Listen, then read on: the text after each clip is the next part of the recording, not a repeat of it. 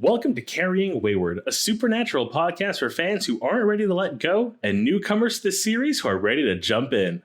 I'm Drew Schulman. And I'm Marie Vigourou. In this episode, we're diving into Supernatural, Season 6, Episode 9, Clap Your Hands If You Believe, with our special guests, Chris Mosier and Jeremy Greer. Let's get this show on the road.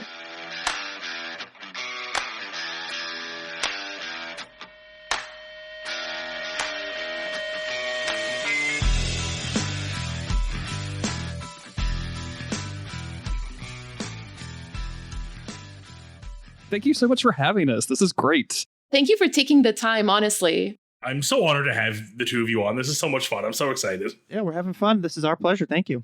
Yeah, we've already spent 15 minutes just being utter chaos in the green room. So I have high hopes for just alienating most of your listenership through the power of chaos. I told Chris this a long time ago because I went through a phase where I listened to every single Supernatural podcast that I could get my hands on. Like I was just curious what was out there. Like I just wanted to see what all people were doing, and it's fascinating. Like there's so many different perspectives that people approach the show with. And yours was like the only one that I stuck with. I'm sorry, all my other Supernatural podcast friends, but for whatever reason, like yours were the only one that I was like, okay, and I think I even told Chris, like these guys are way smarter than us. I think the way that you formatted your podcast is really, really solid, and it's way different than ours, and it's so effective. And I think you've got a good thing going here. Thank you so much for saying that. Like it really means a lot because when we started, like we knew about you guys, right? And we had listened to a couple episodes. At the time, actually, when we started, there weren't that many Supernatural podcasts out there. It was you guys and maybe a couple more. And then after the finale, there was just like a period of like 2 or 3 months where so many podcasts just like appeared, right? You were kind of like the standard for a Supernatural podcast at the time. And it was like, I always assumed that all these other podcasts popped up because they were so sick and tired of what we had to say and thought, no, they don't know what they're talking about. We need to speak up. Chris and Jeremy are the hosts of multiple podcasts, most notably Monster of the Week, a creepy but necessary podcast on Supernatural, and now The Winchesters. And you guys also have another podcast together called Still His Kingdom Keeps, and this one is about TV show Merlin. Is that right? That's correct. I've never heard someone else say the creepy but necessary line, and now I'm fascinated by it. It sounds different when it's not you saying it. Yeah, it's one of those things I've like, as you become a podcaster, I feel like one of the like curses is you start listening to other shows and like listening to things. Like I've been listening to the way certain shows are edited to be like, do they go that far to do the thing that I'm thinking of doing? It's like, no, even this professional show doesn't go that far. I don't have to do that. Like I'm free. But like things like taglines or just like musical stings, like just picking up on how they do these little things. It's like, I'm enjoying the show, but taking notes.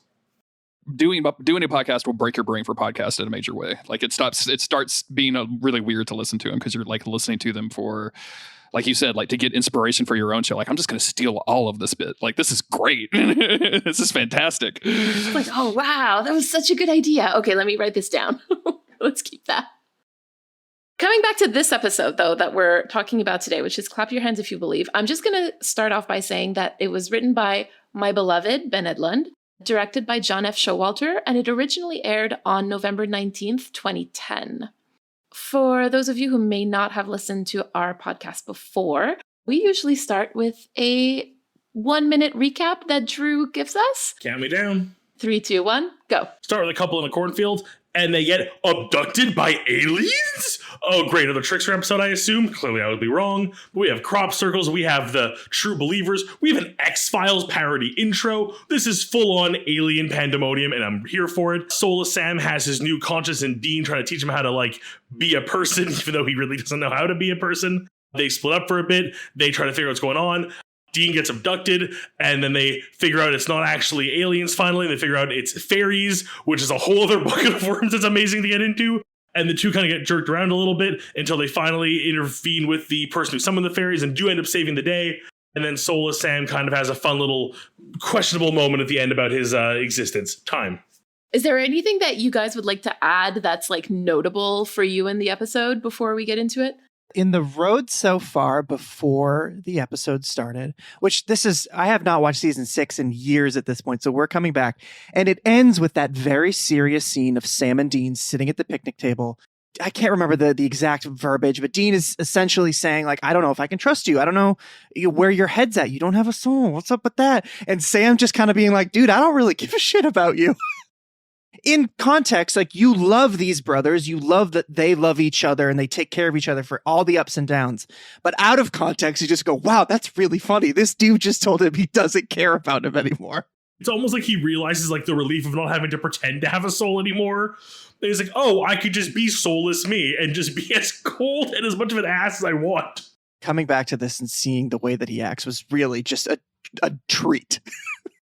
I'd forgotten how much I loved Soulless Sam. And I went back and listened to our podcast on this episode. And even in like back in 2017, I was like, I love this man. Like, Sam is finally getting to do all of the stuff that Dean would do, right? Like, Sam finally gets to be the older brother who doesn't give a damn, right? He could just like do what he wants. He can sleep with sex workers and not pay them. Like, yeah, whatever. But he is having the time of his life while doing it. Like, he is just having a great time. And I love Soulless Sam so much. I mean, he makes some really questionable decisions from time to time, but that smirk when he's watching Dean turn into a vampire, that smirk goes right to my heart, y'all. I love it so much. That like 1 second of footage, which to me was like a 30-minute moment in my head, was just like, how could you? And I think that is also like part of the reason why I love Soulless Sam so much, is that we actually get to see him enjoy his life, which we so rarely do. That's very true. And it's all it took was losing his soul to feel a little joy, you know? Men would rather lose their soul than go to 2 weeks of therapy, right? Like, Season 5 never would have happened if you just seen a damn therapist. Most of the show. For real. Hook up John with a therapist like after the end of the pilot. So then after Drew does our recap, I usually go in and talk a little bit about like the things from this episode that are either linked to previous episodes or that may come up in future episodes. And we call that the long game. The interesting thing about this particular episode is that it doesn't really have any major consequences. So like we don't really have to delve too deep into that. It is a special episode with a different intro, and that's one of the few, and it uses the X-Files theme. Now, seeing as I'm not an X-Files person, I've never even watched a single episode, I knew that it was something special, but I was like, I didn't know what it was the first time I watched it. I wish everybody was on the Zoom call to see me and Drew reacting to you never watching an episode of X-Files before. You should have seen his face when I told him I'd never seen Twilight. Like, that was a whole other thing. Well, I still haven't seen Twilight either, so I'm right there with you. I'm a huge Twilight fan, so if you need me, I'm here. But yeah, as far as like an homage to the X-Files intro, it was really cute. I think there was even a moment we watched this episode live with some of our listeners. Even like that moment that they show the cornfield and it like puts up like the location on the screen, but it comes up in that typewriter font and style. I was like, I know that. That's from the X-Files, isn't it? Like even that little detail clicked so quickly. It's very effective while still just using all supernatural footage. And I know that, what's his name? Old Samuel Campbell, whatever the actor's name is, he plays a very prominent role on the X-Files as well. So it's, there's a lot of carryover between these two shows. This is also the second episode with like a UFO/alien fake out. The first one was Tall Tales, like Drew, you mentioned. And this time we find out that it was fairies instead. And that also includes like gnomes, goblins, leprechauns. And we also see a red cap in this episode, which I didn't know was a thing. Yeah, that was a very fun piece of trivia that we were given. I'm really thankful for that because I do love this like area of like the supernatural lore and like in our own world. So like it was really fun to kind of have that crossover finally. All of these monsters are all human, right? Like, oh, it's a leprechaun, and it's just a dude that's been on a ton of TV shows before.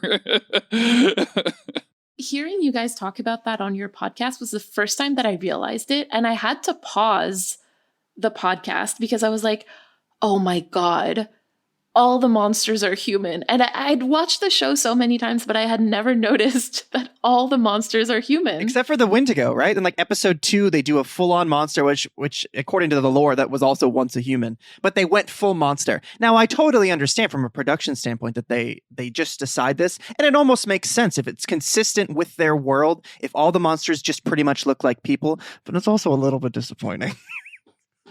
Especially in the realm of fucking werewolves. Yeah, I want to see a fucking werewolf. Thank you. Hashtag not my werewolves. Not my werewolves. I've been saying this.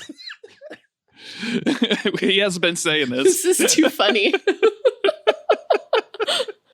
Let me have the actual alpha werewolf be a wolf. Like, not even like a werewolf, just let it be a big wolf, and I'll be like, fine, I'll let it slide. They just go get some footage from a zoo and then put some voiceover over it or something. A la Buffy, you know, like when it's the coyotes. Yeah. I am just going to point out that Dean says during the episode that like suffering is sitting in the dark and feeling the loss. And I'm just going to let the listeners who have seen the entirety of the series take a guess at what scene I'm thinking about right now. Knock it off. I didn't come here for this. I came out here to have a good time, and I'm feeling very attacked right now. That is Sam Winchester to a T, though. Like, Dean understands. This episode it pokes fun at the boys. It pokes fun at the show and the format in such in a pretty loving way. I don't remember if I thought that this was really, really funny when I first watched it, but coming back to it now, I had a delightful time rewatching this episode. But it's a great line because that's the boys to a T. That's them. That's what they do. If they're not up all night, poring over lore, then they're making a Crossroads deal, or they're just brooding in the dark. I thought that this line was particularly revealing of like their character and who they are, specifically of Dean because he's the one who says it, but really like it's what he expects of Sam as well. So a little bit more indirectly, I think this was about Sam too. I agree with you. There's going to be another instance of blood and gore only being visible to some people, but only in a later season. Until they have that like switch where they kind of show you Sam's point of view and there's nothing there, I was like, what is happening? Does having no soul make you not see gore? Like, what is happening? Explain the logic to me. He has no soul, so to him, that's just normal. Yeah, that's a normal microwave. Honestly, with the hotels that John Winchester dragged these boys through, that probably looks like a normal microwave to him. He's just like, oh yeah, that's. I'd put a frozen pizza in there, no problem. Oh no, Dean, you made soup, I guess. Yeah, whatever. I told you to stop putting meatballs in the microwave. Dean tells soulless Sam that having a soul means feeling and specifically suffering, which I think is going to be important for a bit later in the episode. There's again another creature that can tell that something's wrong with Sam, which I always think it's my favorite genre in Supernatural. Absolutely. As soon as a secret is revealed, it's like, oh, everyone who could have known knows now.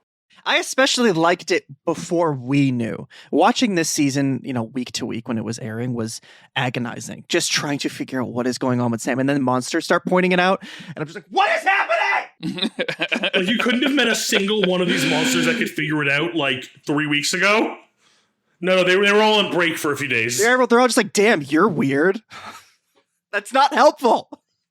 It ties into that thing that I love about Supernatural, which is like, and they make jokes about Angel Radio or whatever, but like there definitely is implied to be this network of communication between monsters, and I'm just dying to know more about it. Like the vampire newsletter where they all get their news that Dean and Sam got another nest or something. I love that idea so much of these people communicating with each other, and then like the head vampire being like telling the head werewolf like something's weird with that tall one. I don't know what it is. Something's real weird with him. You're gonna have problems. And Sam refuses a deal with Wayne, I think was the name of the character, or the fake character, to get his soul back. And he tells Dean that it's because he just didn't trust the deal. But I think that there's really room to wonder if the suffering conversation didn't have some kind of effect on him. Dean is accidentally pushing Sam in the wrong direction. He's like, you're supposed to be suffering. Remember how that feels? Like, brother, don't tell me that. Tell me it feels better with a soul. I am convinced that we are eventually going to hit a plot point that is going to be the whole soulless Sam not wanting his soul back, because to me, I'm very much going on the whole, like the idea of cloning, where it's like, I know I'm not the original, but if I let the soul back in, I stop existing and soul Sam comes back and then I'm basically dead. I don't want to die. That's the view I kind of have on the whole thing. So I'm very intrigued to see when the opportunity officially arises to have his soul back, how is soulless Sam going to respond? And if you even take the decision out of it, meaning or what's the right thing or the wrong thing to do here, he's all brain, right? He's just all logic on this. So logically, he knows taking a deal is always a bad thing, right? So even just from that perspective, of course the soul of Sam is going to make this decision. But again, the whole suffering conversation is probably feeding into this choice a little bit too. I love that idea that he's pure logic, and it's logic that tells him not to take the deal because all deals are bad. When we've seen the Winchesters take deal after deal after deal based on the passion of their feelings, and it always going wrong. What an interesting idea to kind of flip that at this point in the story, right? Just to say like, oh, if you actually just like, because it almost feels like it's an audience kind of thing. If you're an audience member, you're never taking the deal. Like you're never going to do that. Like it's a bad idea. You know it's bad. You had to know it was wrong when you were doing it, and yeah, just to flip that for him to go, no, that's the dumbest idea possible, D. It presents an interesting idea about, and I don't know if this comes up later in the discussion, but about these other entities being able to circumvent things that angels and demons cannot. Can this fairy really just go down into the cage? You know, Sam kind of taunts him about this a little bit, like it's with Lucifer, right? Or like whatever. We don't know what's going on. But the fairy just doesn't seem like it's that big of a deal. It's a curious question, you know, just because the angel demon stuff seems to be like the biggest force in this universe doesn't mean that other entities don't have like backdoors and secret paths that they travel. Yeah, we kind of touch on it very lightly in the episode with all the other gods from other cultures, who ultimately Lucifer basically just beats to death, kind of undoing that logic. But I do like the idea that like other cultures don't play by the same rules as like the ones we know and vice versa, so that there might be ways that technically it could work. There might be some secrecy or some other ways around. So no, and I completely agree with you guys. And I was thinking about that when like I was rewatching the episode, and that's one disappointment that I have with Supernatural overall, is that whenever they tried to introduce those kinds of creatures who would have like back doors and other options, they never really follow through with it. You know, we never really get a chance to see if it's possible or not. And we always come back to the angel and demon stuff. And I do find that a little bit disappointing personally. I'm with you. I think the downside, though, is it opens up some very silly doors, like the brothers converting to insert religion here because that religion works differently. We might let them beat something that they couldn't do before. And like every season is just them being like, this week we're converting to Buddhism. Oh man, Supernatural is problematic as is. If they had them start converting to various religions, that would be a whole thing. I just don't trust this writing team. So today we're going to do things a little bit differently in our discussion. We're going to merge our story time and critical time in order to really focus on our theme, which is going to be humor. And as usual, I would like to start us off with a little bit of definition and etymology. I'm not sure that the etymology is going to be useful, but I find it fascinating, so we're going to do it anyway. I think that we all know, that humor is like the quality of being amusing or comic. But the root of the word, I think, is going to blow some people's minds, because the word humor has the same root as the word humid, which both come from Latin humere, which means wet and moist, specifically referring to bodily fluids. And if you know a little bit about the history of medicine, for a really long time, we thought that the human body was made up of 4 humors: blood, phlegm, yellow bile, and black bile. And I'm going to stop here because I know a lot more about this than I really care to share on this podcast, but I feel like I really had to mention it. So if I really had to link the two somehow, I would say that maybe humor, as we understand it today, is of course a social thing, but it's also like a whole body thing. Like we feel humor in our body as well through laughter and all that stuff. I always love the 4 humors thing. I kind of figured we were going to go, and I've never studied it as thoroughly, but I've always really enjoyed it. And how just so many things we've grown up with in media can weirdly be diverted into those 4 humors as well. There was a really interesting paper written where each of the 4 humors perfectly line up with 4 of the Ninja Turtles. Well, because the 4 humors actually line up perfectly with the 4 elements. Anywhere that you have like the 4 elements in storytelling, you can then talk about the 4 humors. Oh yeah, I've seen people do comparisons with Avatar. I've seen it compared with the Golden Girls. I've seen it compared with, you name a show with like a cast of like main characters, usually 4. You can do the 4 humors with them. I don't want to stretch this too thin, but it is interesting. I'm thinking about humor and why is this episode funny? Why is Supernatural? Why are the funny episodes? Why are they funny? If this was your first episode of the show, would anyone laugh at this? Would it be maybe it's a little silly, but you just be like, okay, what is this? But this isn't just about jokes. It isn't just about delivery. It isn't just about the situations they're in, but it's everything that we know about the characters. And I guess this can be said for any long-running show that switches it up and does something fun every once in a while. Supernatural is incredibly good, I think, at making comedy out of these situations. And it's because we've spent so much time with him. Dean's not necessarily out of character at any point, but he's elevated it just a little bit because UFOs is slightly elevated over what he's used to. He doesn't believe in them, but suddenly he's dealing with them. So it's kind of a big deal. Puts him into this extreme situation where maybe he's being just a little bit more silly because this is weird. Meanwhile, you go over to Sam, who is just going to seem like a jerk if you don't know the show. But everything that we know about Sam and everything we know about his current situation, I was genuinely like rolling over laughing when Dean is getting abducted by the alien. He's calling Sam, he's screaming, and Sam is on the phone with him and then silently mimes to the waitress for another beer. It's unbelievable. It's so small, and I just could not believe like the audacity of this man. Like, okay, Dean's in trouble, but like I got time for one more beer. Again, if you think about the logic, like in story logic, it makes sense because he's like, even if I leave now, I'm not going to get there in time, right? So I may as well have another one. Why not? I've already had 2. I shouldn't drink and drive. Logically, that's a bad move. Keep in mind, he doesn't have the Impala. Dean has it, right? So he's like, what's he going to do? Walk to the cornfield? Like, but I completely agree with you, Chris. Like, I think that like, I'd never asked myself if I would find it funny if I'd never seen any episodes of Supernatural, but I don't know. I don't think I would find it funny because you don't know the background. You don't know how Sam is supposed to be or how he usually is when he has a soul. When I think about this episode, because I know that a lot of folks like don't love this one, but I think it's the funniest thing, like maybe not on the show, but I love it. I think it's so, so funny. And when I listened to your episode about it, I remember you saying, I think, Jeremy, you said, like, a lot of people don't like this episode. And I'm like, how can they not like it? It is so funny. I feel like this is the kind of episode where, like, if you're following the show week to week, it could kind of feel like a slap in the face because you're waiting for the next big story beat. And to then, like, completely shift the style of the show for a week.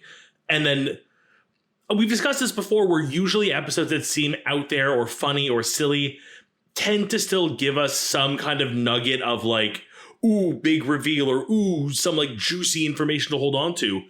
And this one really doesn't. And that I'm like surprised that it didn't bother me the way it usually does.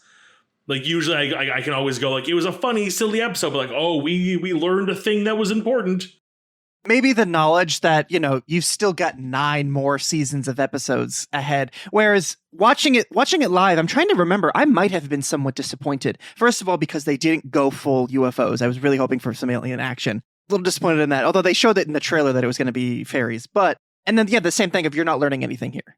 And even in like changing channels back in season 5, you still learn something about the trickster, his true identity at the end of that episode. Where, yeah, again, this one, the only thing that maybe you could take about this, it was the situation wasn't super serious. Lives weren't too much at risk for the most part, but Sam's actions or inactions throughout this prove that this is going to be an issue. And if we're dealing with some real serious stuff next episode, is Sam going to be a huge liability to Dean? It's funny now, but next time will it be as funny, Like this was a little reprieve, right? Like we're giving you this in a funny like setting, but now think about this when there are like lives at stake for real, and it's not UFOs and it's not fairies.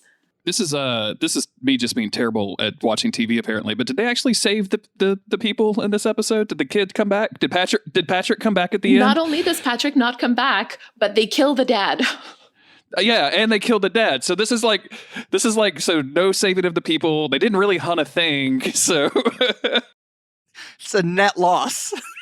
My one complaint with this episode, if I actually have a complaint, is why did Sam not start with the sugar right away? Maybe because that seems like such a silly idea that he's like, that's not going to work. But Sam, your entire job is silly. Like you should have just tried it. It doesn't hurt to try.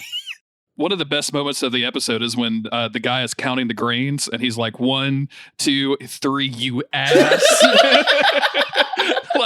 Like the fairy is so, or the leprechaun is just so fed up with the whole thing that he's just, I can't believe that I'm having to do this for you. Oh, I really expected it to not work and it being one of those things where it's like, oh, but did you know that they could count incredibly quickly and like it does that like cheap television version of like fast forwarding Flash style where he just like counts all like million grains in like a second.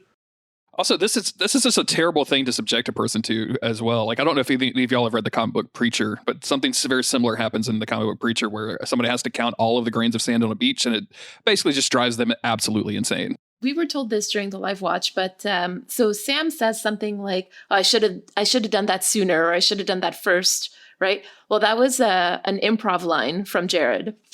It's a perfect Soulless Sam remark, so he nailed it. Yeah, absolutely. Why didn't I start with that? Why didn't I think about that?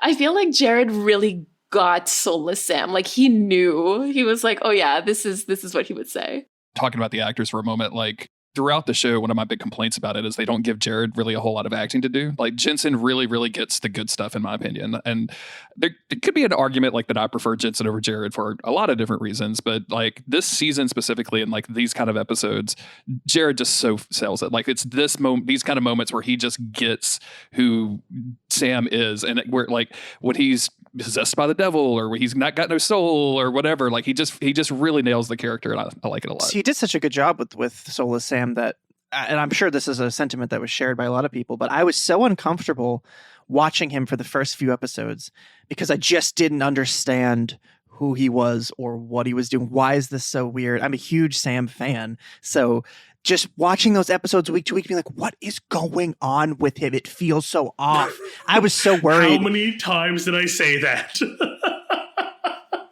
I had to like have an intervention with him where I'm like, listen, I know you're mad right now, but I promise you this is all going to make sense. He's not just a weird actor now, okay?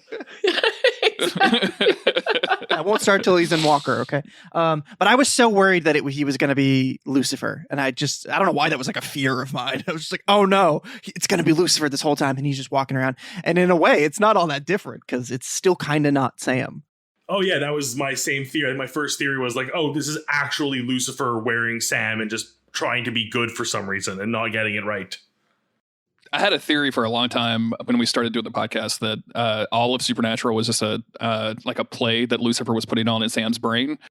And he was trapped in the cage. And I really I legit thought even as we got into like later seasons, I'm like, this is going to be the big reveal. Like they're going to do with a twist of all twists. Like I really wanted that to happen, but of course it didn't. So. I do want to bring up, though, just because I think you guys also brought it up on your show, and I think it's my favorite moment in this episode because it is, well, one of the funniest lines. It is so in character that I think it would work in any episode, but given that it's said in this episode makes it that much funnier. And that is Dean's description of the aliens when he gets back from being abducted as, sorry, I have it here, incandescent douchebags. Grabby incandescent douchebags.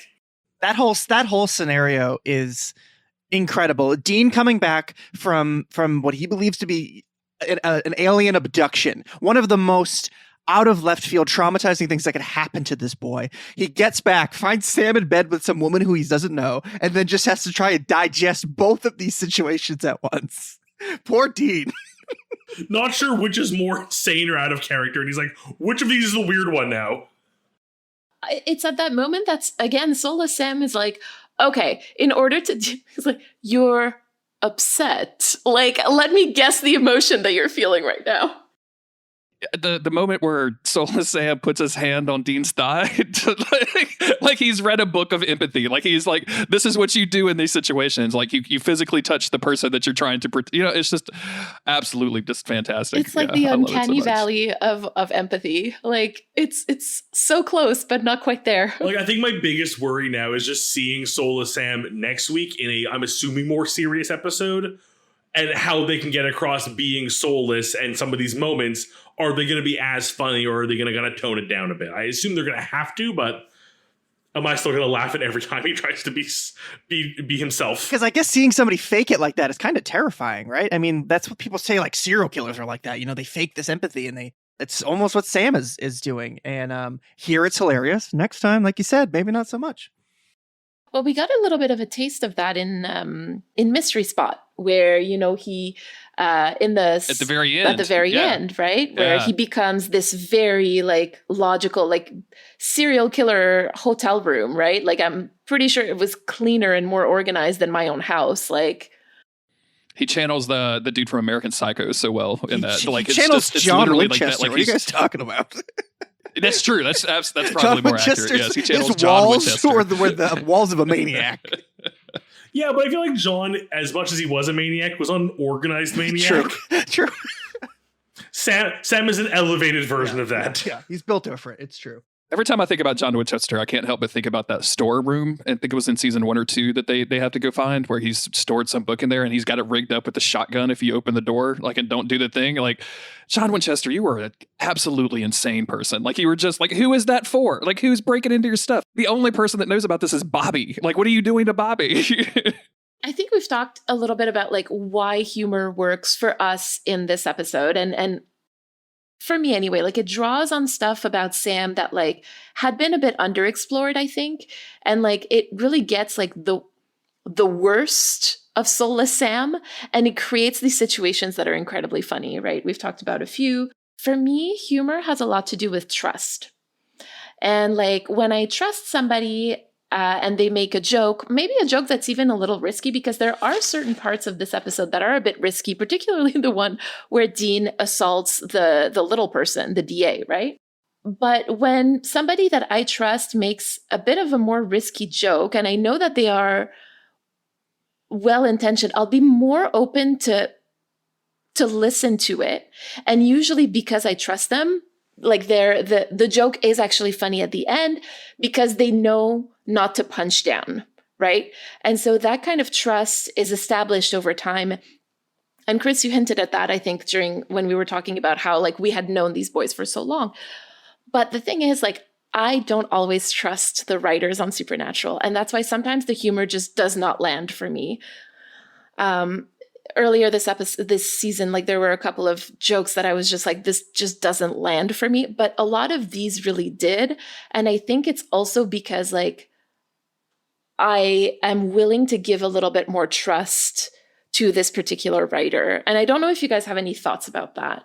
Yeah, I think I would agree with you. My wife and I have a thing where we call it the cone of silence. Like one of us is about to say something that, you know, if I wrote it on Twitter, may not be like the best way to present my thoughts. But like between her and I, who have known each other for 3 decades or whatever, we can have that conversation without having to pre-apologize for any statement, right? And Supernatural writers are extremely uneven at the best of times. So you get even Ben Edlund, which is like one of my faves.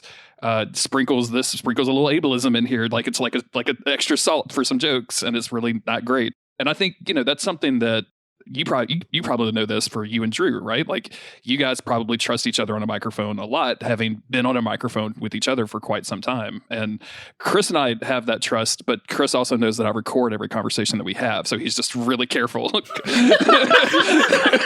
he knows I'll just release anything that he says. It's happened many times. The idea of trust is hugely important to humor. What are their real names, Jeremy? Buck Lemming, Eugenie Ross, whatever. I don't like their jokes. I think that they have written a lot of really offensive stuff over the years, and because I feel that way, I often am not giving them the benefit of the doubt, and I'm finding more insidious things in there where, like, I won't give any examples. I don't need to go down that rabbit hole. But I find that because I'm already kind of on edge around them, I don't trust them. I'm not going to laugh at their jokes, and I'm probably going to see something even deeper than probably they even intended. Something nastier than they really even intended. But with certain episodes, certain writers, they have been generous with us as an audience. We trust them, so we give our laughter back to them, essentially. And this episode, for me, it works that way. Yeah, the back half, the fairy stuff, I'm like, okay, maybe this is a little iffy. The general tone of the episode doesn't feel mean. It feels like we're making a fool out of Dean. It doesn't feel like we're making a fool out of anybody else. That's the key right there, is that like most of the comedy is like Dean being out of his element and like uncapable all of a sudden. I think that really matters, like who the joke is actually on. And because it's on Dean, I'm able to laugh at that situation, even though I'm like so deeply uncomfortable with it as well. A little bit like some stuff on The Office, you know, like where I laugh at some stuff, but I'm like, this is untenable. Like, I watched a TikTok today of that I can never remember his real name. The guy that played Ryan on The Office, because he wrote and directed Scott's Tots, which is one of the most uncomfortable episodes of television that you'll ever watch, and is also one of the funniest things. Like, it's just, I mean, if you people out there are screaming at their radios right now because it's just, I just brought back a bunch of uncomfortable feelings for a lot of people. But it's exactly like that though, where you're, you know, if you can get through it and it's funny on the other side, and you kind of trust that the joke is on Michael or the joke is on Dean in our case, then it's good. Like you can appreciate it.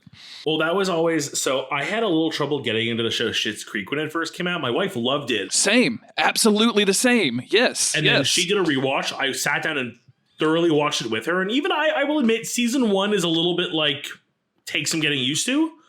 But it picks up so well. And someone put it very well. I think it was a tweet my wife actually forwarded to me.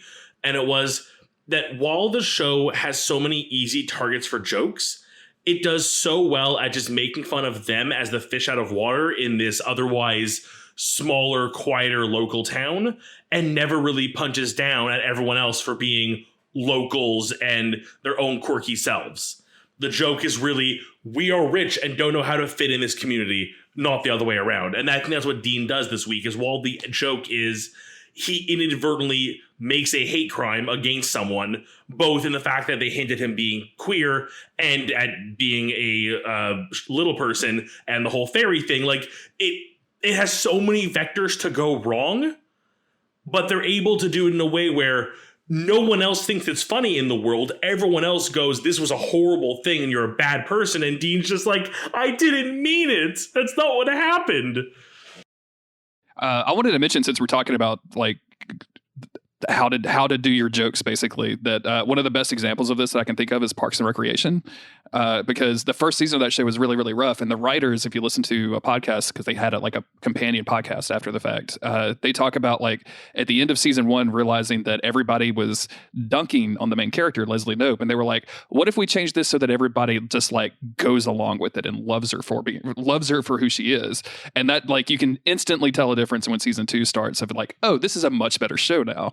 And I love that idea. And I love I really love the thought of here in Supernatural of them, you know, experimenting with that. Yeah, mean-spirited comedy doesn't get you very far. And I think Supernatural, I mean, I feel like I like the Kripke era quite a lot, but I think that some of his jokes is certainly a little bit more mean-spirited. And when you take that away, it works a lot better. Yeah, to bring up a point that was brought up earlier with some of the writers we don't trust as much, Mary knows I have a bit of a mostly hate relationship between I know it's Laughlin and Andrew Dabb and Daniel Laughlin. Yes, I always get the mixed up who's who, but Dabb and Laughlin, and like their 2 most recent episodes have truly made me reconsider like my opinion on them. But I feel like their first few episodes, like I think you said it really well, is they almost use like they tried to take something that was very like not their space to be in and make it like their point, and then just ended up making a white savior story and being very disrespectful to the culture or the people. And it was just like, this feels like a child who thinks they're doing the right thing and just not doing it properly.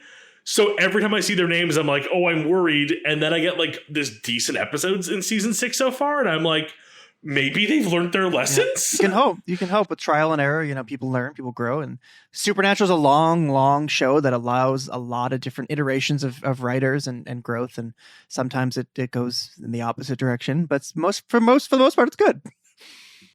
I will say there's an episode coming up in this season called The French Mistake. And I wrote a fanfic about it. There's a sequel to The French Mistake where I don't want to tell you the premise, but like, let's just say that I really roasted some of the writers because I was so mad at them somewhere in season like 13 or 14. I got so angry at Buck Lemming that I was just mad at them because they were, I want to strangle them sometimes.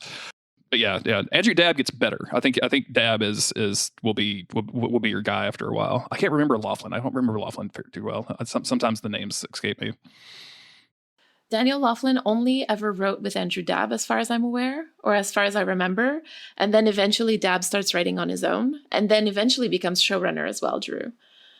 That's one of those things too, like when I learned that he was going to have his own era, and I was like, I don't know how I'm going to feel about that. And now I am reevaluating it based on his more recent work, so I'm a lot more hopeful.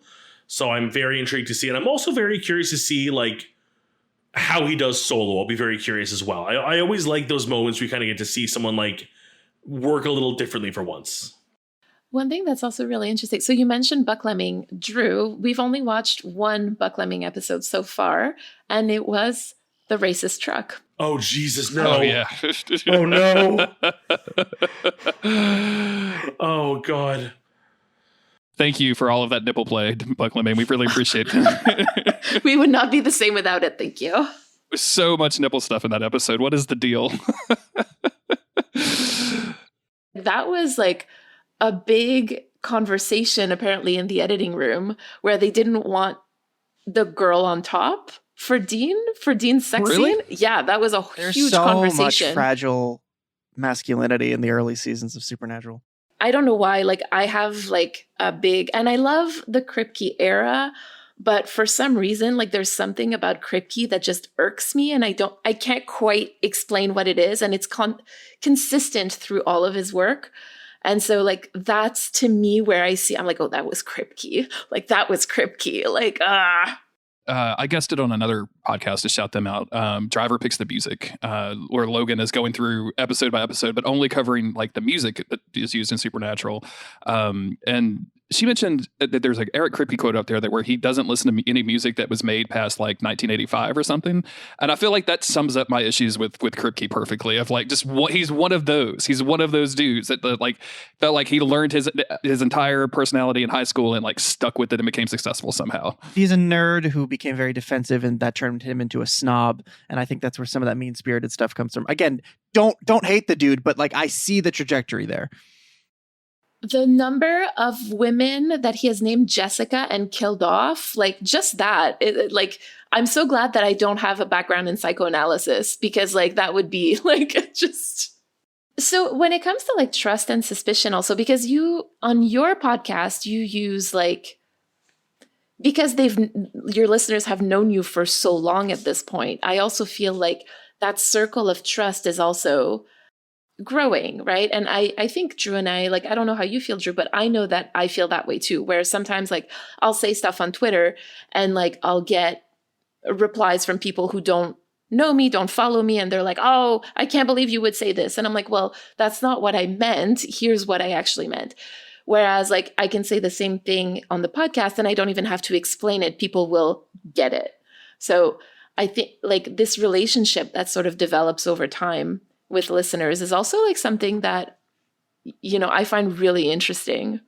It's very strange because I think like in the realm of podcasts, like I think we're all pretty small, right? Like nobody's putting up This American Life numbers or anything like that. But what happens with podcasts is like you get dedicated people listening to you every week who want to hear what you have to say about us, who ask you, who are like, when are you going to cover this? I want to hear you talk about Lord of the Rings or whatever it is. And it's very, to me, it's very fragile. Like it makes me feel nervous because I have this person that's putting their trust in me, and I'm like, it's like I'm carrying 6 beers to the table, and I don't know how I'm going to hold them all. You know what I'm saying? Like, it's very nerve wracking in some ways, but it's also very gratifying, I think, to have people to listen to you and actually understand you and know where you're coming from or trying to come from. Chris, I don't know if you feel this way at all. I don't know. Our listeners, after we've done so many episodes, and then we start to navigate maybe trickier topics, maybe topics that Jeremy and I don't always feel qualified to talk about, spaces that we don't feel qualified to be in. And I think for the most part, unless there's some secret angry newsletter going on around about us, I think people have given us the benefit of the doubt, because even when we're being complete dumbasses, people understand that we're trying to listen. And I feel incredibly fortunate to have reached a place with our listeners like that, where we can explore ideas, we can make stupid jokes, and people understand that we don't mean any harm and sometimes have to guide us in the right direction. And it's very, very fortunate to be in that position with a lot of wonderful people. Yeah, just having listeners and people who enjoy our content that are not just fans, but are also comfortable discussing with us. Like, we've received voicemails or we've been contacted by people who, you know, have had their own opinions about things or want to show us a different side of things, or just wanted to share in this space with us. And I think that's it's such an honor. Honestly, it's a genuine honor when someone wants to share their perspective because they have an angle that Mary and I don't have. I mean, we've gotten some amazing messages, and I look forward to our voicemails every week more than almost any other part of the show because I love that level of connectivity we get. Like, I talk about this show with people when people like, oh, you do a podcast, tell me about that. And like, I almost always get into the voicemails. There's like a few that have just stuck with me over the years, and just like hearing people's stories or how they've connected to our content and how like we've like I feel cheesy saying, but people will be like, oh, you've touched my life in this way. And it's like I feel like you're giving me way too much credit, but like, thank you. It's the carrying of the beers to the table, right? Yeah, just being just super, super careful. Like it's because you have people's feelings in your hands, or in you're in their ears constantly. It's weird. And then sometimes people tell you that they listen to you while they're going to sleep at night, and you're like, so am I not funny, or am I? We recently said that on some episode of something, we said that like we consider ourselves to be a comedy podcast, and our lovely friends in our Discord were like, yeah, I don't know about that. I don't know if I'd call you a comedy podcast. No, like comedy podcast is our defense mechanism for when we clearly don't know what we're talking Absolutely, about. Yeah. But it was very funny. But no, it's you have to have that trust with people. They have given us the benefit of the doubt so many times. You know, it's one thing to get a tweet from a Twitter rando who misinterprets what you mean, and it's another thing for somebody to say like, hey, I think this about what you said, and it gives you something new to consider, and it's not an attack. And it's a two-way street. You know, you have to be kind to them for them to be kind to you. And Jeremy, I don't know if we've necessarily done this, but I feel like when we started our show, we were maybe much more hard about our opinions. We're like, this is how I feel about this, and that's final. And then as we've gone on, as we've met so many people in the fandom, it kind of opens us up. It softens us up. So even maybe we'll spend 10 minutes making fun of something, but there's a little bit more, we ease off a little bit. We leave space for something to, I mean, I'm giving ourselves a heck of a lot of credit right now. But it's just something you adapt with your audience, you know? And you don't always want to just be like, I'm right and you're wrong. You listen to me and I don't have to listen to it. It doesn't work that way. It has to be a two-way street. And I think it's incredibly rewarding when you open yourself up to that. I'm very cautious of the content I take in for Supernatural to avoid spoilers and stuff. So like, I've listened to a bunch of your episodes here and there, especially when they've been like relevant to something we're talking about or we're interacting with you guys. So this episode, your episode on Clap Your Hands If You Believe, I only listened to like this weekend. And I had one of those very amazing moments where, and I realize now because I've been tangentially connected to you guys for so long and I know your humor, I didn't take it personally. But when you started making fun of Sam playing with magic cards, as I'm sitting on the fucking floor of my office organizing a box of magic cards.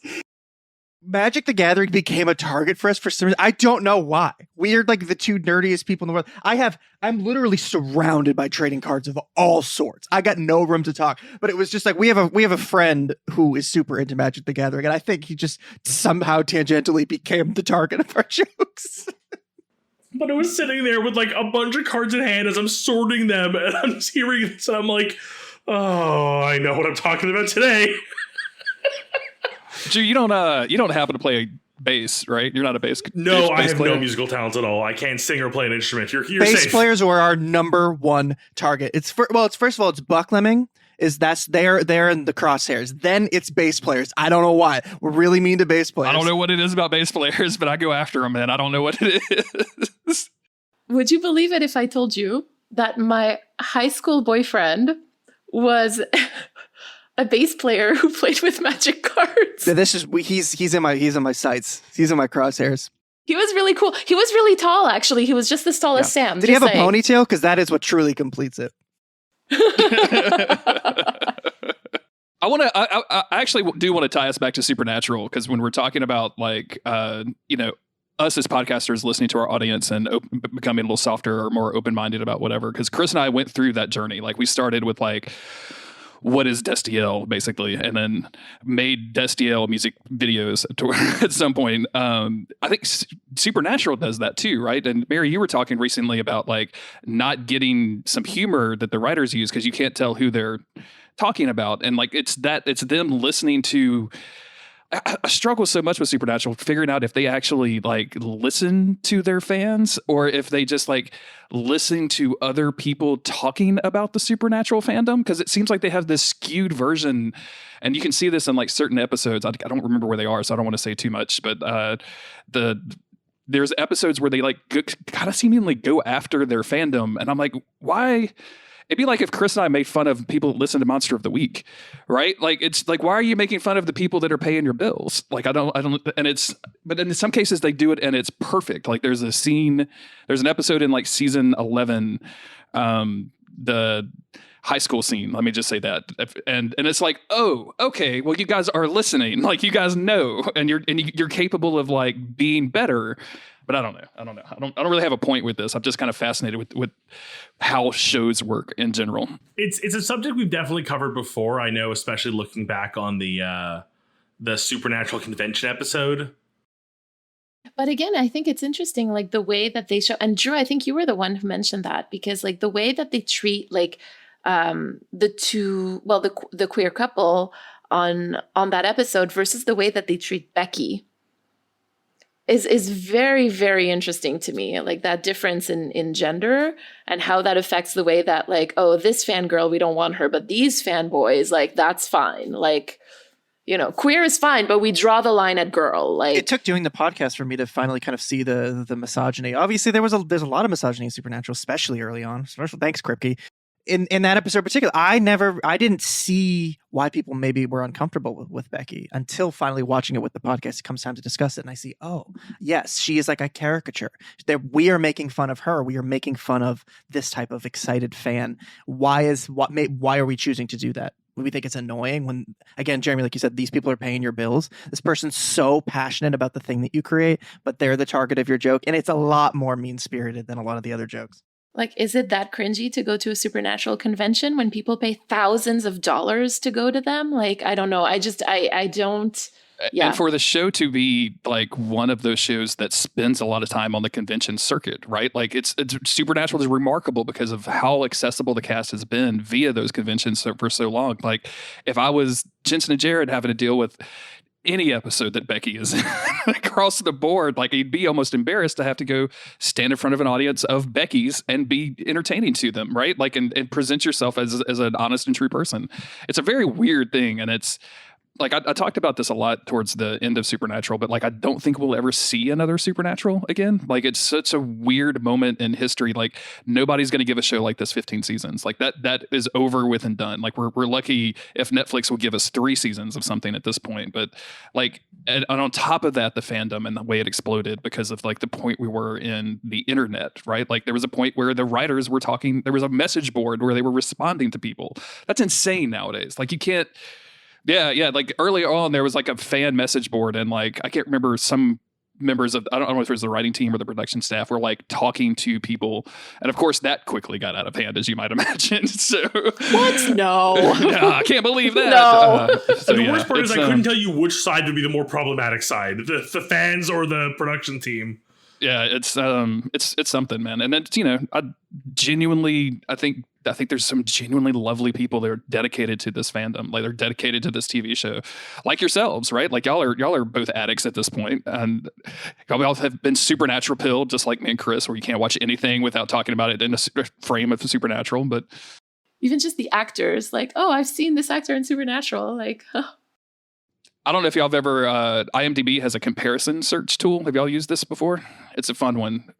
You could type in 2 shows and it shows you the actors that the shows have in common.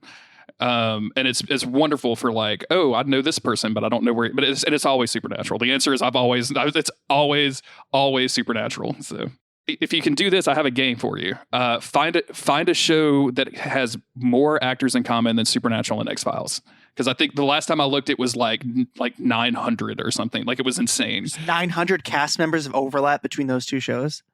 Yeah, and it's because it counts production people too, so like sound people and things like that. But it's an insane number, and it's a fun game to play. So even above Grey's Anatomy, because Grey's Anatomy was running at the same time, and is still running like as Supernatural. 146 names in common: Grey's Anatomy and Supernatural. including number 5 on the list is Taylor Swift. So, I mean, I do remember her showing up in Supernatural. That's right. That's right. that was like, a great yes. episode. Yeah, sorry to spoil that one for you, Drew. In season 15, I'm so excited. I'm a big Swiftie. They go to they the get Era Tay store. someone has haunted the Era store. We got to fix this. Sam's in the corner like, this doesn't sound like our thing. It's our thing, Sammy. I'm telling you, Sam, we have to go. We have to go. That left speaker is completely haunted. We need to be right in front of it for an entire show just to get rid of the ghost. Trust And I me. really hope she plays cowboy like me.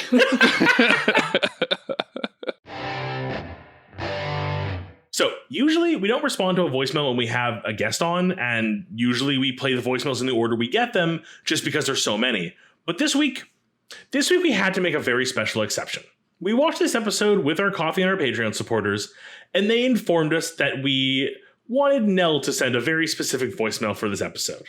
So here is a very special and very specific voicemail from Nell. Hi, Carrying Wayward. It's Nell, and I'm here to talk to you about the elephant in the room, or in this case, in the cornfield. Yes, I, as someone who was raised in Indiana, have a lot of thoughts about the presence of the cornfield in this episode. Specifically, people in Indiana are not going out into cornfields in the middle of the night to canoodle. I'm sorry, we're just not. Cornfields are not actually a particularly safe place to spend time, nor are they shockingly all that much fun. Let's start with how difficult it is to even get into a cornfield. It's not that easy. Corn stalks are pointy. They're a little sticky. They're spiky. They're tall. And they're dense. Thus, getting into a cornfield itself would be quite difficult. And doing it at night, if you're not familiar with the cornfield, would be even more difficult. Also, you'd get lost forever, and you'd never get out of the cornfield because, surprise, surprise, they all look the same at night. Another thing about cornfields at night, a lot of things like to live in cornfields. Coyotes, raccoons, foxes, ticks, mosquitoes. All I'm saying is that a cornfield is not a fun place to spend time, and as a raised Hoosier, which is the name for somebody from the state of Indiana, if you didn't know, I feel like it's my duty to let you know that that's just not a thing we do. And in fact, I've spoken to several of the people I know who also live in Indiana, and everyone has agreed. No one is spending time in cornfield at night, and they're certainly not getting down jiggy with it. I'm sorry, that's just the facts.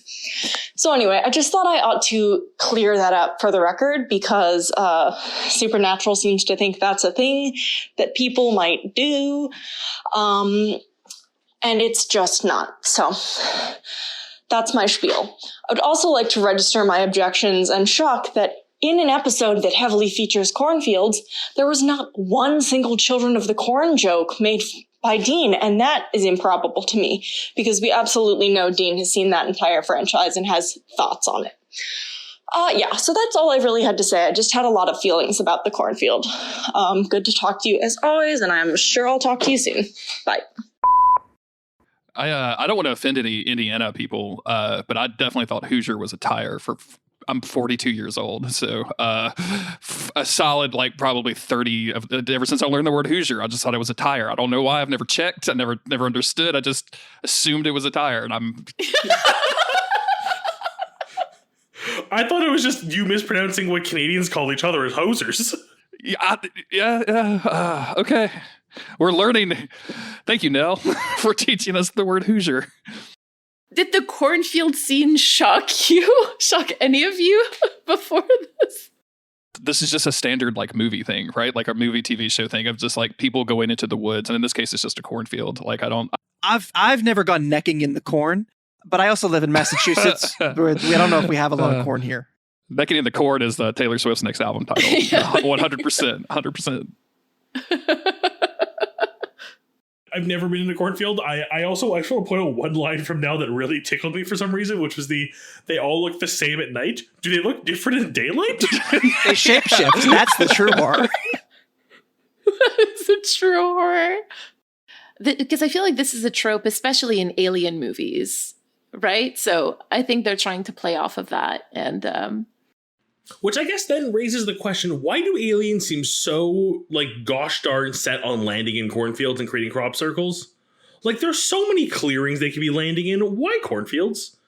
I wasn't going to tell this story, but I can shed some light on some UFO stuff. And apologies, Chris has heard this story already, but I'll be quick because I know we're going way long probably. I was recently asked by a customer what I thought about the Air Force releasing all this information about UFOs. And I was like, whatever. I don't really have an opinion about this. Like, I guess it's just like literally unidentified flying objects up there. I don't know, man. What do you think? And he says, perfectly straight face, all seriousness, I think they are demonic beings intent on convincing us that God isn't real. And I was like, okay, that's an angle. And that's I told Chris the other day, like, if this was like Crowley's plan to be able to, you know what I'm saying? Like, how great would this be? And I just the idea, because the thought behind this was they are going to pretend to be from a galaxy that doesn't have God. And so we don't have God, right? Like, where they're going to, and then everybody's going to not believe in God anymore. And that's going to bring about the whatever Christians believe nowadays. And I just like, that's like perfect Crowley move in my mind of just, I want you as a demon form. Like, can you imagine like rank and file demons be like, we have to fly now? Like, really? Like, we have to learn how to fly a plane for nothing, for like just go into a cornfield and do weird stuff. So yes.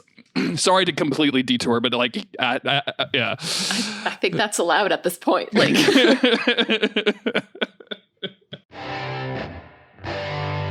I feel like we really didn't focus on one very specific character this week, and that was the lady who has all the information about the fairies with her tiny little teacups, Marion. Yes, and I just thinking about her and how, though they really dismissed her at first as kind of being like a nutter because she's the only one who thinks it's fairies, not aliens. And then she ends up being right, and they still go to her for information. But even in their going to her as an expert, there's a level of like, she's really out there. Which you could argue is why that's why Sam didn't do the salt thing right away. I genuinely think because he just was like, I don't respect this woman or anything she has to say. That's such an unfortunately soulless soundline. But what it does make me think about in my own life is just the times where someone just doesn't seem like the person you want to trust in a certain way. Like, there's almost like a little bit of doubt because of previous interactions. But you then eventually find like that they really were on the money. They knew what they were talking about. Like, you misjudged them. It's not a common thing I do, but like, I have caught myself misjudging people and thoroughly regretting it later. So just a reminder to like, be a little more open-minded when it comes to people and like their opinions on things or their views on things, because sometimes they will open your eyes in ways you didn't know they could. I think this is a really good one, especially for this episode, because there's like a lot of layers to this, right? Because you're right. Like, he literally calls her crazy at the beginning and at the end, even though she was right about every single thing she told him. So if I can go ahead, I think for me, this episode was like, it really, again, made me reflect on trust. Assuming positive versus negative intent. And it sort of links also to the way that we recorded this particular podcast, because I was saying before we started that I had taken barely any notes because I sort of expected that there would be at least a little bit of chaos, knowing the people that we were inviting, being familiar with their work. And so I think that like, allowing myself to let go of my usual system and putting my trust in the people that I was with on this team to do this recording was a really good thing for me to do. So thank you for helping me through that. That's very nice. Thank you. Nice. That's very sweet. Was there anything that like kind of came up for you, like through our discussion or through rewatching the episode? You know, as much as it's incredibly funny that Sam lacks empathy and he's just a huge dick this whole episode, it is a reminder to have empathy for people. It's hilarious that Dean comes back and he says you should be, suffering in the dark.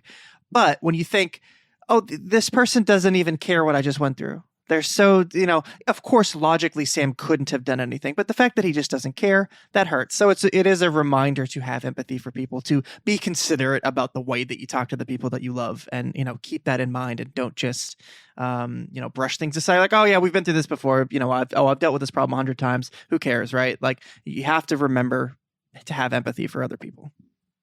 In a similar fashion, for me, watching this episode, I watched it with some of the community members for Monster of the Week.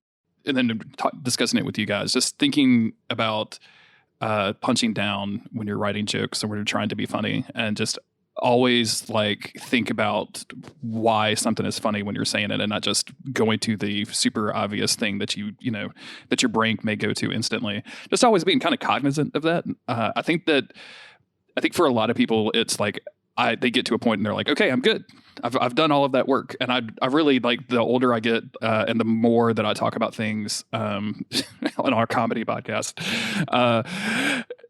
it's just such a reminder that it's not a job that you do and that you finish. It's just a part of being a good person, or just trying to make yourself a better person, maybe, of just constantly being aware of, like, what am I doing? Like, what are my motivations in this? Like, where am I coming from? Why do I think this is funny? And just kind of constantly interrogating yourself, and maybe losing some of the stuff that you thought was funny 20 years ago, right? Like, maybe when I watched this episode as it aired, like all of those bits about somebody's height or the fairies or whatever, maybe someone watches that and is like, oh yeah, that's hilarious. And then 20 years down the line, they're like, oh wait, no, maybe they're not actually that funny. Maybe that was something bad. So just, constantly, and not constantly, but just being open to self-interrogation, I guess, is my thesis here. I think this is really good, especially like this idea of like you said, not constantly, but just always reevaluating, and just like being like, oh yeah, now that I have this information, I changed my mind. Like, oh, okay, that's okay to do, right?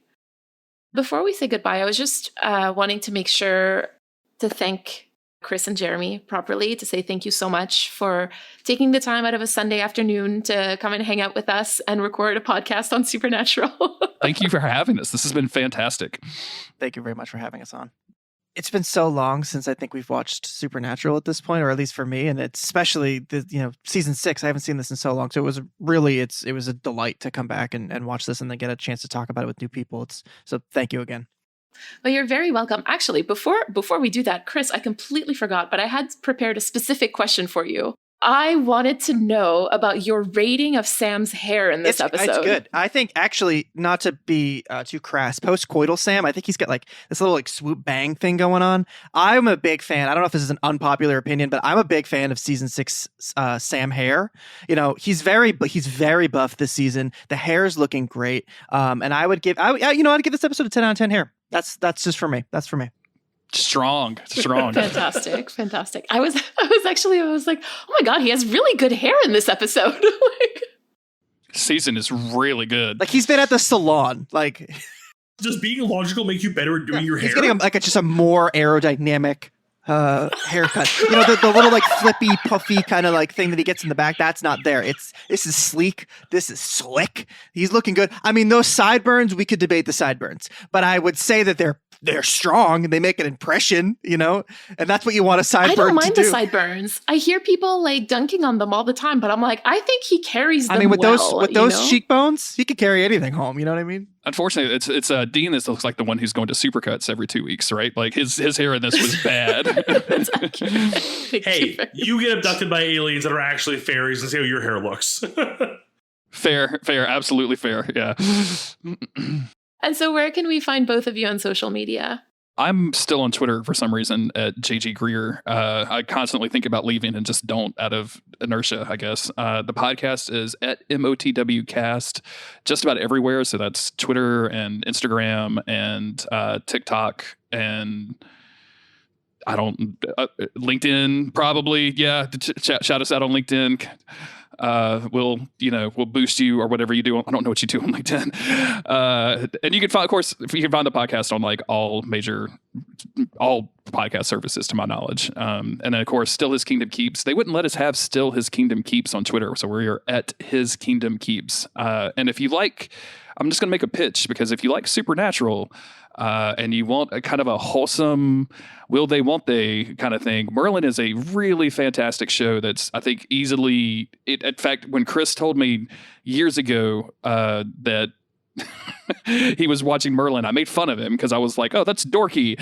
And now we're doing a podcast about it because it is very dorky, but it's also wonderful. Like it has the very core energy that Supernatural has, which are like two boys that are out against the world, basically. And it's just a fantastic show. So watch Merlin and listen to our podcast about it. And I'm at Local Bones on Twitter. And Jeremy said everything else.